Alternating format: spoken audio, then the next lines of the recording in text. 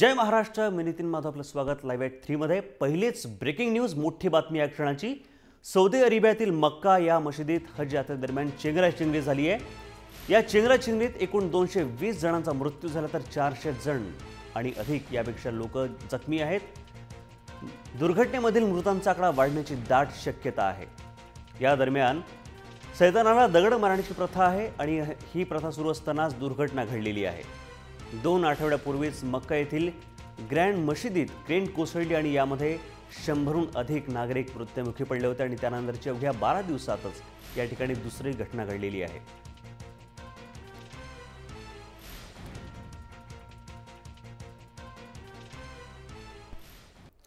आणि थेट हजवरून जुळतायत हज यात्रेकडू शमशुल हुदा आपले बरोबर। शमशुल जी, क्या बताएंगे, किस तरह के हालात वहां पर इस वक्त है? जी, अभी हालात मतलब कि थोड़ा सा काफी बिगड़ा हुआ था।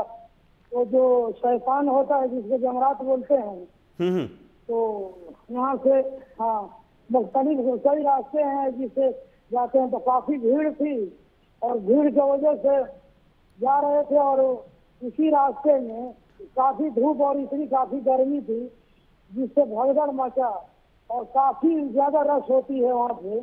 क्योंकि एक ही वक्त आज पहला दिन है पत्थर मारने का, तो तमाम दुनिया के जितने लाखों लोग होते हैं एक ही साथ एक ही वक्त में वो मारना चाहते हैं और मारते हैं, जिसके वजह से रश डे है तो काफी रश होती है। तो इस कदर भगदड़ मचा है तो उसमें भाग दौड़ में तकरीबन 220 लोग मर चुके हैं। इस घटना के बाद वहां पर कोई आरोग्य सेवा किस तरह की वहां पे तैनात की गई है और या किस तरह की वहां पर सावधानी बरती जा रही है इस वक्त? 400 जख्मी घायल हुए हैं। शमशुल जी, किस तरह की सावधानियां बरती जा रही वहां पर?